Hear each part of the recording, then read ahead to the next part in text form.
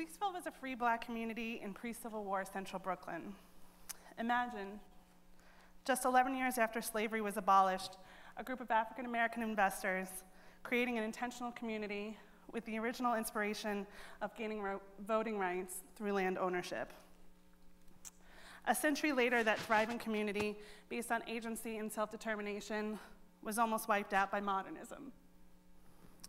It was rediscovered in 1968, overhead, and through a true grassroots, anti-elitist effort led by artist and activist Joan Maynard, our patron saint, the history was preserved, and an institution was born. These are our core values. A mission statement isn't enough. You need to really get to the true intrinsic values to determine how you do the work. These values are the filter through which all of our programming flows through. So we asked ourselves, how do you make this special history relevant and accessible to contemporary audiences? Our answer was the Garden Party. It was a food and music festival that took place every Saturday in July from 2007 to 2013. Okay, so maybe we didn't start from the bottom. I couldn't resist a Drake quote, though. But we were pretty close aesthetically. If you see the flyer at the top, it was not representing that brilliant, vibrant community from an aesthetic standpoint and that radical history that Rylee just referenced. And so we also really wanted it to represent the current community that we were experiencing. So we worked with Demetrius Design, who basically embedded with our staff, and Sean and I helped guide that process. And it became a multi-year sort of bespoke creative process. And this was really our first, though nonverbal, first conversation with our community. And this, what you're seeing here is a cold water toast, which is a tradition that is borrowed from the original 1827 Emancipation Day celebrations. We really worked with our research department to try to contemporize this and to create new meaning.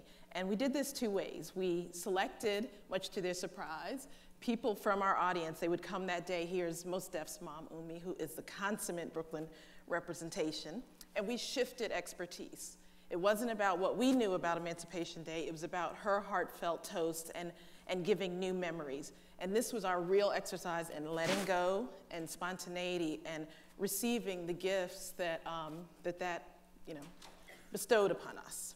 And so from an audience standpoint, we don't really think about audience as something you target. It was more something that you respond to and follow. And so we wanted to, Sean Peters and I helped start the Garden Party. We wanted to really create that intimacy and sanctuary that was happening in 19th century celebrations. And that kept it generally at about 200 or 300 people in our minds. So we thought in our programming wisdom. And of course it moved to thousands. And so what do you do when that happens is a question. How do you keep that intimacy? One of the things we were adamant about was that it was a free party. It was a gift to the community.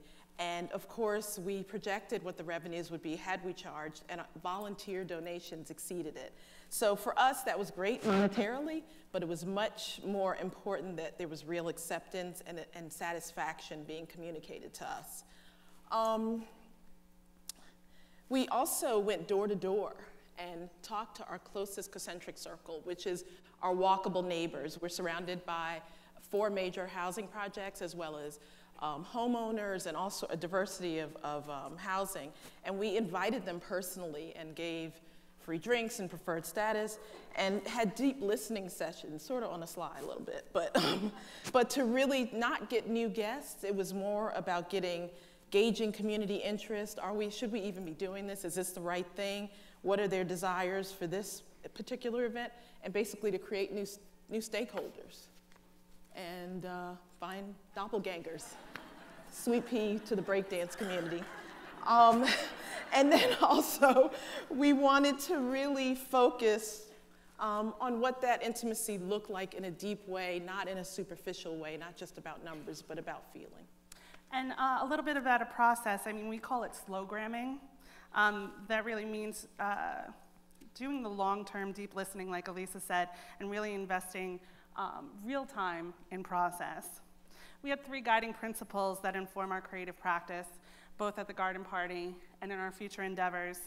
And those are to assume value, which means to recognize and expect beauty in community and to act as a spotlight for it. Know nothing, which means being open to receiving new and sometimes challenging ideas while forwarding a vision.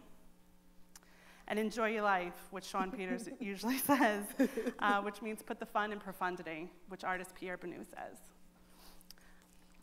This is an example of some of our children's programming. We were able to be agile enough to be able to respond to a growing family audience as well. Parents got to have their wine unencumbered by little people. That became a permanent part of the party, obviously.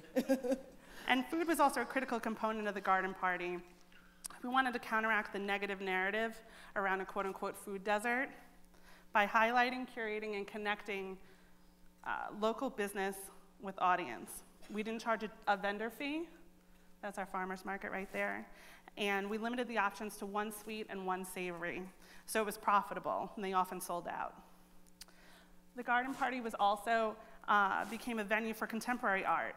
We wanted to provide artists with a space to present and explore new ways of working. And this is Baron Claiborne, who is a noted photographer who wanted to experiment with three-dimensional work.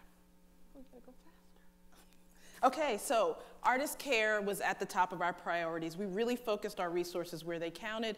Everything from providing free makeup by Megan Shea, sound, backline. We looked at best practices and talked to artists about what they thought made a good working experience.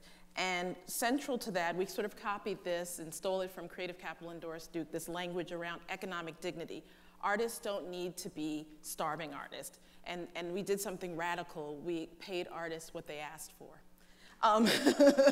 And so when we could, we gave them that fiscal resource, but also other sorts of resources, press, tours, marketing, and we used community partners, social services organizations to try to fill in where we couldn't. Also, our inspiration for the garden party, also want to shout out Sean Peters again, 3 things. We looked at models like the Old Grey Whistle Test, Art Clash, and we took the best that we could from all of them. We also had an imperative that we had an evergreen and an emerging artist, an artist that Sean used to joke was not even born yet, and an artist that endured and sidestepped trends. And then it's underpinning in our history of independent vision, agency, and genre pushing with intellectual freedom. We also had talkbacks where we killed the fourth wall and had rarefied insights into process. And lastly, we beat ourselves up. Postmortems, we really evaluated honestly and turned back around those challenges in results in 5 days. We also looked at new measures. New measures are kids running around free? Is the local nutcracker illicit drink salesman on setting up shop in your space? Then you've won, okay? And lastly, we just really wanted to have celebration and joy as protests. We didn't want to rest on our laurels. We wanted the community to know that they were the real partners in our creative practice and that we respected the insights of our community in creating this. So that's what Rylee and I, through Tandem, are continuing to do, to try to employ these methodologies to create celebration as protest. Thank you.